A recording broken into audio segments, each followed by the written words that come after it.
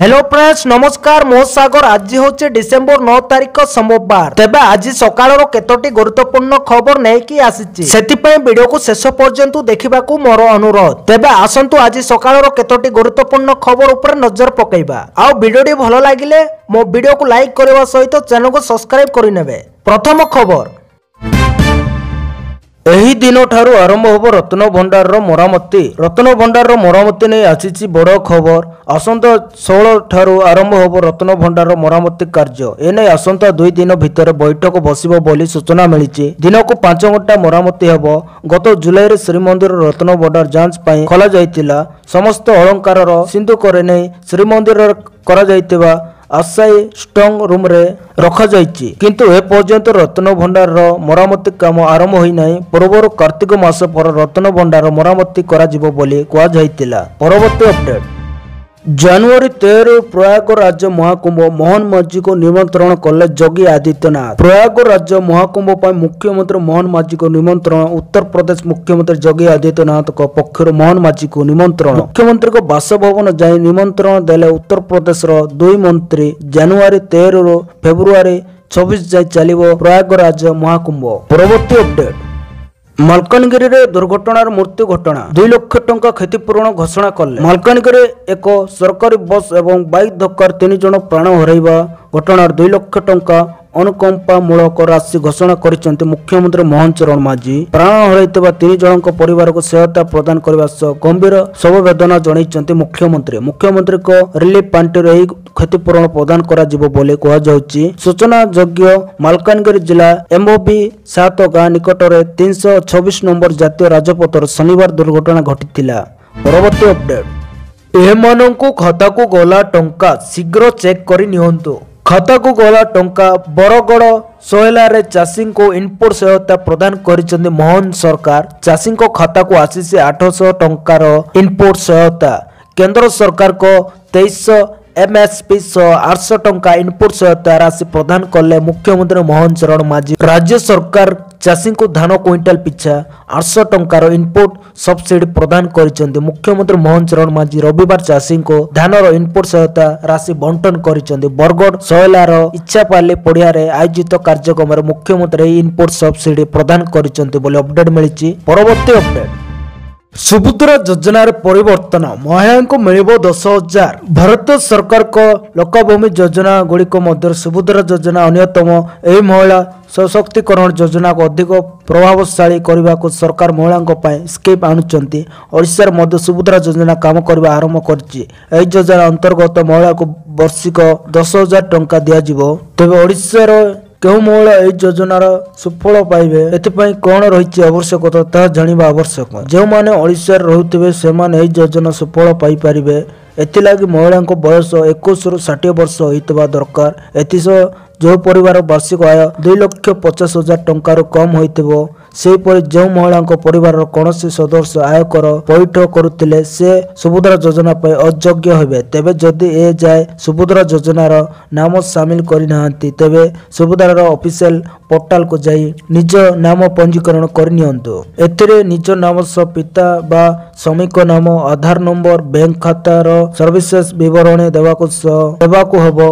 यह पर IKYC करने को हेबो। ए सबु सारी आधार कार्ड बैंक पासबुक रहउतबारु घरर प्रमाण पत्र पर जरूरी डॉक्यूमेंट अपलोड करने को पड़िबो। एही सब काम आपनक पटरो सटीक रूपे करबा दरकार। ए सबु हेबा पर आपनक फॉर्म जांचकारी को निकट रे पहुंची जिवो। से माने फेसबुक जांच करबा परे आपनक सुभद्रा डेबिट कार्ड मिलबो और आपनक खाता को 2टी किस्ती रे वर्ष को आसीबो 10,000 टंका। परवर्ती अपडेट बदलिला पाग 2 दिन प्रबल बर्षिबो एणिकी आउरी खसिबो पारद बढ़िबो शीत।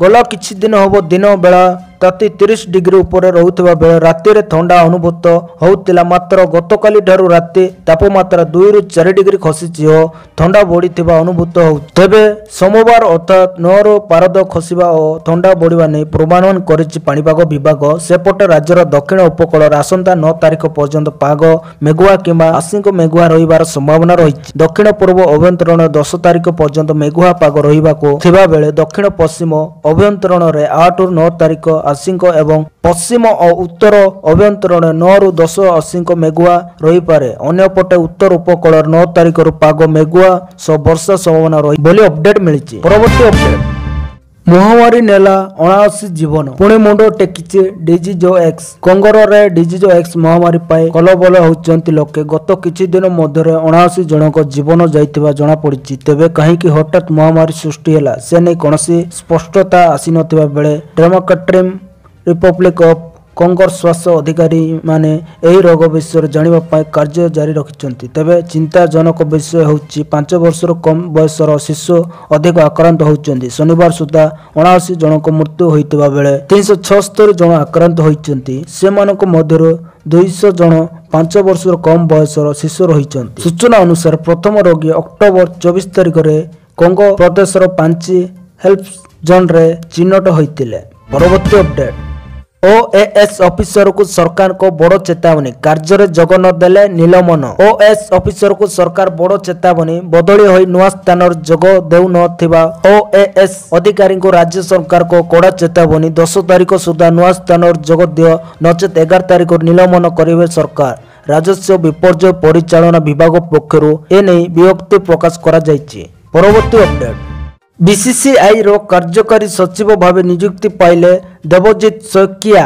ଭାରତୀୟ କ୍ରିକେଟ କଣ୍ଟ୍ରୋଲ ବୋର୍ଡ ବିସିସିଆଇର କାର୍ଯ୍ୟକାରୀ ସଚିବଙ୍କ ନାମ ଘୋଷଣା କରାଯାଇଛି। ବିସିସିଆଇର କାର୍ଯ୍ୟକାରୀ ସଚିବ ଭାବେ ଦେବଜିତ ଶଇକିଆଙ୍କୁ ନିଯୁକ୍ତି ଦେଇଛନ୍ତି ବିସିସିଆଇ ଅଧ୍ୟକ୍ଷ ରଜର ବିନି ଜୋଇସାଙ୍କ ପରେ ଏହି ପଦ ଖାଲି ପଡ଼ିଥିବା ବେଳେ ଏବେ ଦେବଜିତ ଏହି ଦାୟିତ୍ୱ ସମ୍ଭାଳିବେ। ଗତ 1 ତାରିଖରୁ ଅନ୍ତର୍ଜାତୀୟ କ୍ରିକେଟ ପରିଷଦ ଆଇସିସିର ନୂଆ ଅଧ୍ୟକ୍ଷ ଭାବେ ଜୋଇସା ପଦ ସମ୍ଭାଳିବା ପରେ ଏହି ପଦ ଖାଲି ପଡ଼ିଥିଲା। ପରବର୍ତ୍ତୀ ଅପଡେଟ୍, ଦେଶ ଛାଡ଼ି ଚାଲିଯିବାକୁ ପ୍ଲାନ୍ କରିଥିଲେ ରାଷ୍ଟ୍ରପତି, ବାଟରେ ବିମାନ ହେଲା କ୍ରାସ୍। ସିରିଆରେ ଚାଲିଥିବା ରାଜନୈତିକ ସଂକଟ ମଧ୍ୟରେ ବଡ଼ ଖବର ସାମ୍ନାକୁ ଆସିଛି। କୁହାଯାଉଛି ଯେ ସିରିଆ ରାଷ୍ଟ୍ରପତି ବାଶାର ଅଲ୍ ଅସଦଙ୍କ ବିମାନ ଦୁର୍ଘଟଣାଗ୍ରସ୍ତ ହୋଇଛି। ସୂଚନା ଅନୁସାରେ ତାଙ୍କ ବିମାନ ଆକାଶରେ 500 ମିଟର ଉଚ୍ଚରୁ ଖସି ପଡ଼ିଥିଲା। ବିମାନଟି ଦୁର୍ଘଟଣା ପୂର୍ବରୁ ରାଡାରରୁ ଅଦୃଶ୍ୟ ହୋଇଯାଇଥିଲା। ସିରିଆରେ ଗୃହଯୁଦ୍ଧ ଚାଲିଛି। ବିଦ୍ରୋହୀଙ୍କ ଆକ୍ରମଣ ପରେ ସିରିଆ ରାଷ୍ଟ୍ରପତି ତାଙ୍କ ପରିବାର ସହିତ ରାଜଧାନୀ ଡାମାସ୍କସ୍ ଛାଡ଼ି ପଳାଇଥିଲେ। ସେମାନେ ବିମାନ ଯାତ୍ରା କରୁଥିଲେ କିନ୍ତୁ ବିଦ୍ରୋହୀମାନେ ସେମାନଙ୍କ ବିମାନକୁ ତଳକୁ ଖସାଇ ଦେଇଛନ୍ତି ବୋଲି ଦାବି କରାଯାଇଛି। ପରବର୍ତ୍ତୀ ଅପଡେଟ୍, ଏମାନଙ୍କୁ ମିଳିବ ଲକ୍ଷେ ଟଙ୍କା। ଚାକିରି କାଳରେ ପାଚିଙ୍ଗାଙ୍କ ମୃତ୍ୟୁ ହେଲେ ପରିବାର ସଦସ୍ୟକୁ ମିଳିବ ଲକ୍ଷେ ଟଙ୍କା। ପ୍ରଧାନମନ୍ତ୍ରୀ ପୋଷଣ ଶକ୍ତି ନିର୍ମାଣ ଯୋଜନା ଅଧୀନରେ କାର୍ଯ୍ୟରତ ମଧ୍ୟାହ୍ନ ଭୋଜନ ପାଚିଙ୍ଗାଙ୍କ ପାଇଁ ରାଜ୍ୟ ସରକାର ଗୁରୁତ୍ୱପୂର୍ଣ୍ଣ ନିଷ୍ପତ୍ତି ଗ୍ରହଣ କରିଛନ୍ତି। ଚାକିରି କାଳରେ ପାଚିଙ୍ଗାଙ୍କ ମୃତ୍ୟୁ ହେଲେ ତାଙ୍କ ପରିବାର ସଦସ୍ୟକୁ ମୃତ୍ୟୁକାଳୀନ ସହାୟତା ବାବଦକୁ 1 ଲକ୍ଷ ଟଙ୍କା ପ୍ରଦାନ କରାଯିବ। ଏନେଇ ବିଦ୍ୟାଳୟ ଓ ଗଣଶିକ୍ଷା ବିଭାଗ ପକ୍ଷରୁ ଶନିବାର ବିଜ୍ଞପ୍ତି ପ୍ରକାଶ ପାଇଛି। ରାଜ୍ୟର ସମସ୍ତ ସରକାରୀ ଏବଂ ସରକାରୀ ଅନୁଦାନ ପ୍ରାପ୍ତ ପ୍ରାଥମିକ ଓ ଉଚ୍ଚ ପ୍ରାଥମିକ ପ୍ରଥମରୁ ଅଷ୍ଟମ ଶ୍ରେଣୀ ପର୍ଯ୍ୟନ୍ତ ବିଦ୍ୟାଳୟର ଛାତ୍ରଛାତ୍ରୀଙ୍କ ପୋଷଣ ସ୍ଥିତିରେ ସୁଧାର ଆଣିବା ପାଇଁ କେନ୍ଦ୍ର ସରକାରଙ୍କ ଦ୍ୱାରା ପ୍ରଧାନମନ୍ତ୍ରୀ ପୋଷଣ ଶକ୍ତି ନିର୍ମାଣ ଯୋଜନା କାର୍ଯ୍ୟକାରୀ ହେଉଛି। ଏହି ଯୋଜନା ପାଇଁ ବିଦ୍ୟାଳୟରେ ପାଚିକାଙ୍କୁ ନିୟୋଜିତ କରାଯାଇ ସରକାରଙ୍କ ଦ୍ୱାରା ସ୍ଥିରକୃତ ହାରରେ ପାରିତୋଷିକ ଦିଆଯାଉଛି। ପାଚିକାଙ୍କ ସାମାଜିକ ସୁରକ୍ଷା ନିମନ୍ତେ ଏକ ପ୍ରସ୍ତାବ ସରକାରଙ୍କ ବିଚାରାଧୀନ ଥିଲା। ଏହାକୁ ଦୃଷ୍ଟିରେ ରଖି ମୃତ୍ୟୁକାଳୀନ ସହାୟତା ଆକାରରେ 1 ଲକ୍ଷ ଟଙ୍କା ପରିବାର ସଦସ୍ୟକୁ ଦେବାକୁ ନିଷ୍ପତ୍ତି ନିଆଯାଉଛି।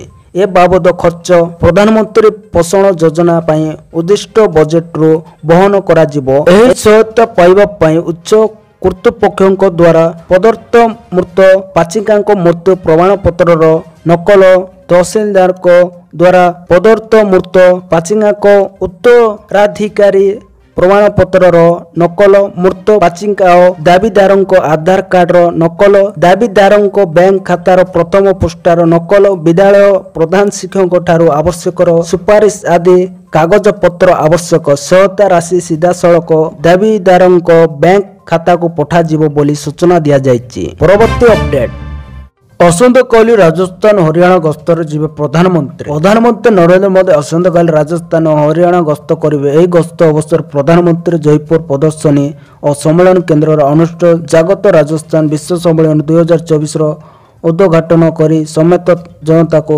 ଉଦ୍ବୋଧନ ଦେବା ଅପରାହ୍ନରେ ପ୍ରଧାନମନ୍ତ୍ରୀ ପାନିପତଠାରେ बीमा सखी योजनार शुभारंभ कर कार्यसूची रही। मैट्रिक पास करिथिबा 18 ରୁ 70 वर्ष बयसर महिला सशक्तिकरण निमंते ଏହି योजना कार्यकारी करा जाई। प्रधानमंत्री गस्त काल में हरियाणा कंट्रोल ठारे थिबा महाराणा प्रताप हॉर्टिकल्चर यूनिवर्सिटी मुख्य कैंपस रो शिलान्यास करिवे। एही विश्वविद्यालय अधीन उद्यान कृषिर शतंक और शतकर्तर अध्ययन निमंते व्यवस्था रही। परवर्ती अपडेट WTC पॉइंट्स टेबल रे टीम इंडिया को बड़ क्षति गोटे झटकार हरैला सिंहासन सीधा एतकी नंबर को खसीगला। ऑस्ट्रेलिया टीम द्वितीय टेस्ट मैच रे भारतीय टीम को 10 विकेट हरैछि एवं सीरीज रे 1-1 रे बराबरी हासिल करिछि। मैच रे बैट्समैन माने भारत पई पूरा फ्लॉप रहिछन्ति। भारतीय टीम प्रथम इनिंग्स रे 180 रन एवं द्वितीय इनिंग्स रे मात्र 175 रन हासिल करिछन्ति। जेउतरे ऑस्ट्रेलिया प्रथम इनिंग्स रे 377 रन करी बड़ स्कोर करथिला। भारत ऑस्ट्रेलिया को मात्र 19 रन टार्गेट देइतिला जाको ऑस्ट्रेलिया सहज हासिल करि नैतिला। भारत विपक्ष रे द्वितीय मैच जीतिबा मात्र ऑस्ट्रेलिया टीम पॉइंट्स टेबल रे प्रथम नंबर रे पहुंची एवं याको 2टी स्थान रो फायदा मिलिछि। ऑस्ट्रेलिया समुदाय 14टी मैच रो 9टी मैच रे विजय हासिल करिछि एवं यार पीसीटी 60.71 अटे। अन्य पक्ष रे भारत टीम को पराजयर शिकार हेबाकू पड़ी। भारतीय टीम पॉइंट्स टेबल रे प्रथम और द्वितीय नंबर रे पहुंचती। भारतीय टीम एपर्यंत 16टी मैच खेली एथिरु 9टी जीतिबा बेले 6टी हारिछि। यार पीसीटी 57.29 अटे। तो दर्शक बंधु ए आज सकाळर केतोटी गुरुत्वपूर्ण खबर। वीडियोटी जदि भल लागिछि लाइक करबा सहित हम चैनल को सब्सक्राइब करंतु जा द्वारा प्रतिदिन एमिति मुख्य समाचार खबर गुडी को देखि परिबे। धन्यवाद।